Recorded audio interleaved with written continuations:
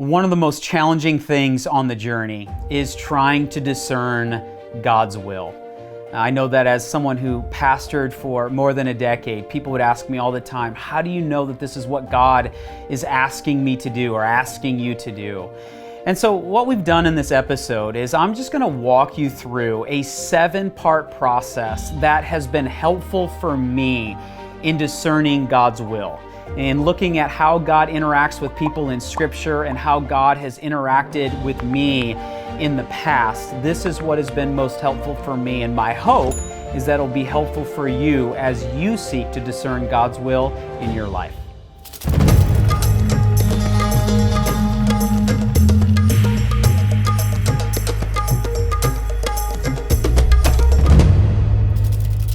Nearly 5 years ago, my wife Shalyn and I had a 2-week time period where prior to this we had no idea that anything was changing. But at the end of those 2 weeks, we both looked at each other and just had this sense that God was saying to us, I want you to resign and move to Nashville. And it was surprising to us. It was surprising to the church community that I was serving in. And we were so certain that this was what God was asking us to do, even though we had no clarity on why we were going. Within 2 weeks, I stood up in our congregation and just said, hey, we're moving to Nashville, and we have no idea why we are going. And one of the questions that we, of course, got asked was, how do you know that this is what God is asking you to do? And really, it was a question around discernment. How do you discern the will of God? And it's a question that has come up quite a bit in this journey series that we have been working through, where many of you have asked, how do I know that this is what God is asking me to do? And how do I know that I'm not deceiving myself in the process to get what I want out of this? And that's a really great question. And so what we wanted to do in this episode was just talk about how do you discern the will of God? Because for Shalyn and myself, moving to the Nashville area was a significant move, but it wasn't our first rodeo with God in this regard. We've had several big changes throughout our marriage. And as I have processed this over the years and how God spoke to us and how we discerned what He was doing and then ultimately made that decision to make the shift, there have been these common parts to the entire process. And I recognize that for all of us, we have differing experiences and not everything is the same. But what I wanted to do in this episode is I just walked through and wrote down a 7-part process. And it's not really kind of like a step-by-step process because some of these parts transcend steps, if you will. But there have been 7 things that have been part of every significant decision that we have had to make where we felt like we really had to discern the will of God in order to make the change that we've made. And so my hope is that as I walk through these things, that this would just be helpful for you as you think about how God has spoken to you in the past, how you discern God's will. And there may be something in these parts or these steps, if you will, that will help you discern God's will more clearly and maybe even more quickly as you move into the future. And it's not just for big decisions, it's also for smaller decisions as well. But really, when you're trying to discern maybe a significant move or a significant change in your life, this is what has been true for us. And again, I hope that it is helpful for you. So the first thing that happens is that there is an inciting incident, meaning there is some kind of disruption that happens. And it can be acute, a conversation, an event, maybe even reading God's Word or praying where all of a sudden you know something just happened in that moment. Or it could also be something that was more chronic. And even if it's chronic, I still think that there's an inciting incident. There is a moment where you realize, wow, something is happening here. But I just mentioned that chronic nature because there have been times for me where I have just known for a while that something was shifting. Something was happening. There was almost kind of like this undercurrent of tension that I was feeling. I just couldn't figure out what was going on. But then there's like this moment where you go, oh, okay, something is totally up here. For us 5 years ago, what launched this 2-week time period is that there was one afternoon where I came up from my home office and Shallon and I were having this conversation and I just mentioned Nashville. Now, I'd personally never been to Nashville before, but I wasn't saying, hey, we need to move to Nashville. It was just in the midst of our conversation, Nashville came up. And it was a few days later where we're sitting around the dining room table and our kids get up and leave. And Shallon just looked at me and she just said, hey, I want to talk to you about something. She goes, I don't know what happened, but the other day when you said the word Nashville, something happened inside of me. And I just have that feeling something is about to change. And the moment she said that was like the inciting incident for me. Now, I'd like to believe that God just gives her these like windows of insight long before he gives them to me, and not that he gives them to us at the same time and she's just quicker to discern it. That's probably the case though. But it was a moment where all of a sudden there was something going on and we had to begin a process of discernment. Which leads into part 2, is the moment there's any kind of inciting incident, you go to God in prayer. You just say, God, is this of you? If so, what are you doing? What do you want us to see? What do we need to try to perceive? You just go to God and you give it to God in prayer. And then that leads to part 3, is that once you've just highlighted that and you've gone to God in prayer, it's like now you begin this intentional awareness kind of mentality. It's like you have your antenna up. Because here's what I have found is that even when there's an inciting incident and I'm going to God in prayer, typically God has been working for some time. Maybe I just haven't seen it or perceived it. And so now that my awareness is heightened, I've got my antenna up, I'm already starting to be able to see maybe some things that have happened in the past or have been recent that has kind of brought us to this moment. But even if there hasn't been that, or if I'm in the process of trying to figure that out, what I'm also doing is actively looking for how God may be affirming whatever this sense of change that is coming is. And so you're just looking for things to go in conversation or just in your quiet time or just even trying to take stock of how you feel to go, God, help me to see what you are doing, and just being really aware of what's going on. And then there's a part 4 to this, and this is just where you begin a process or even continue a process of intentionally discerning with other people. I got to tell you that when people say to me, hey, God said to me that I need to do this, I'm always a little bit leery if after I ask them, well, who have you discerned this with? They say, well, no one. It's just what God told me to do. Now, I don't deny the fact that God can't tell us to do something, but what I have learned is that it's easy to be deceiving myself, or it's easy to be off on what may be going on and how I perceive it, that I need to bring other people into the conversation. Now, with my wife having this happen and just this Nashville kind of striking her in a unique way, we started dialoguing. But it's active discussions with those who are closest to you. So for me, it's me and Shallon having a conversation and several conversations around it, but not just having a conversation with her. Like I will reach out and did in this process to a couple of my closest friends and just kind of laid out with them, hey, this is what's going on. This is what happened. This is what seems to be going on. And we just dialogue back and forth because these close people in my life will tell me if I'm off base. They'll tell me if they feel like I'm deceiving myself or if I'm actually looking at this in a healthy way.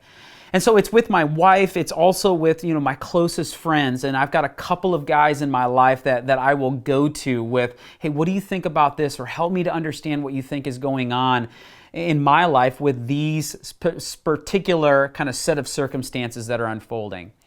And then I also always talk to the mentors in my life, like people who are further down the road than I am, these wise voices who I believe hear the voice of God, and be able just to process with them. And between my wife, a couple of my closest friends, and a mentor or two, there is typically a consistency in what I am hearing in the midst of those conversations. And so then that leads to part 5, and this is one that really kind of transcends the steps, and that is God typically shows up in some astounding ways. So when we were trying to figure out Nashville, what happened in that 2-week window is 10 different times Nashville came up in conversations or in circumstances that were totally unexpected. I mean, it became almost like obnoxious how God became confirming this idea of Nashville. And in other times when we've been discerning, it may have not been that overt, but there are typically some things that happen that are inexplicable if God's hands aren't in it. And that's just something to be aware of, where all of a sudden you go, this came up or this thing happened over here, and you just go, yeah, that would not have happened under normal circumstances if God wasn't doing something in the midst of it. And then kind of part 6 is, once you've kind of gone through all of this, there's a moment of clarity and confidence where you go, all right, God, I think this is what you are telling us to do, and you've affirmed it in a multiplicity of ways. And I always have kind of this little catch at the end of this when there's this moment of clarity and confidence. I always say, God, this is where we're leaning. So if we're off, then you need to invade this situation very, very quickly, because it seems to be that this is the decision that you want us to make. And then the part 7 is, you make that decision. You commit to whatever you feel like God is asking you to do. And here's the kicker, and this is where the rest of this journey series really comes into play. You do so regardless of the cost. Regardless of whether or not you have all of the details and data that you want. If at this point you feel like this is what God is asking you to do, even if you don't know where it's going, you don't have the plan laid out, you don't have all the details, it's what is that next right step? And when you make that commitment, knowing that it could cost you a lot, that this may not go the way that you think it should or will, or you don't have all the details figured out or ironed out. But if you've got enough to make the next step, that is what you do. And so there's the 7-part process, if you will, that has been under every major decision that we have made as a result of doing what God has called us to do. And so on the heels of that, I just have a few concluding thoughts, because what happens is that even though you go through this 7-part process and you feel really clear on what God is asking you to do, even though you may not have clarity on what it's going to look like a month down the road, 6 months down the road, 12 months down the road, is that there are going to be times where you're going to doubt whether or not you heard God clearly.